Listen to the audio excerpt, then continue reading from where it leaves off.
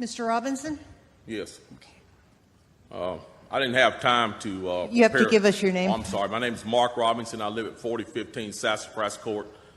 That's right here in Greensboro. I've lived in Greensboro all my life. I didn't have time to write a fancy speech. I didn't have time to, I didn't have the resource of an English teacher to sit down and write a speech with at school today and be, brought over here or practice or anything. What I really came down here for is this. I've heard a whole lot of people in here talking tonight about this group and that group and domestic violence and blacks, these minorities and that minority. What I want to know is, when are you all going to start standing up for the majority? And here's who the majority is. I'm the majority.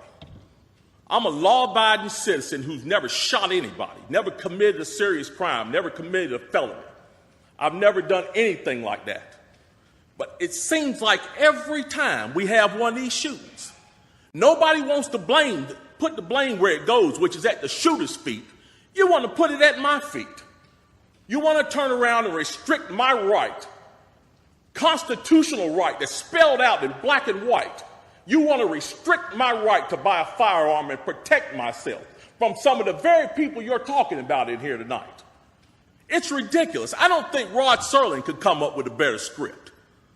It does not make any sense. The law-abiding citizens of this community and many communities around this country, we're the first ones taxed and the last ones considered and the first ones punished when things like this happens, because our rights are the ones that are being taken away. That's the reason why I came down here today. Gun show or no gun show, NRA or no NRA. I'm here to stand up for the law-abiding citizens of this community, because I'm going to tell you that what's going to happen. You can take the guns away from us all you want to. You all write a law, I follow the law, I'll bring my guns down here, I'll turn them in. But here's what's going to happen. The Crips and the Bloods on the other side of town, they're not going to turn their guns in. They're going to hold on to them. And what's going to happen when you have to send the police down there to go take them? The police can barely enforce the law as it is. As what I see, we demonize the police, criminalize and vilify the police, and we make the criminals into victims. And we're talking about restricting guns? How are you going to do that? How are you going to do that when the police department's already hamstrung? You're not going to be able to go down here and take these guns from these criminals. So the criminals are going to hold on to their guns. They're still going to have them. They're still going to break in my house, and they're still going to shoot me with them. And guess who's going to be the one that suffers? It's going to be me. Well, I'm here to tell you tonight, it is not going to happen without a fight. And when I say fight, I don't mean shots fired. I don't mean fist thrown. I mean I'm going to come down here to this city council and raise hell just like these loonies from the left do until you listen to the majority of the people in this city. And I am the majority.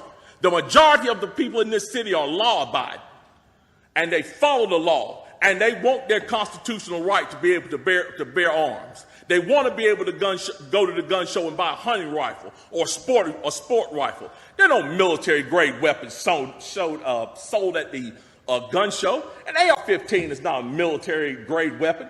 Anybody that would go into combat with an AR-15 is a fool. It's a semi-automatic .22 rifle. You'd be killed in 15 minutes in combat with that thing. So we need to dispel all these myths, and we need to drop all this division that we got going on here.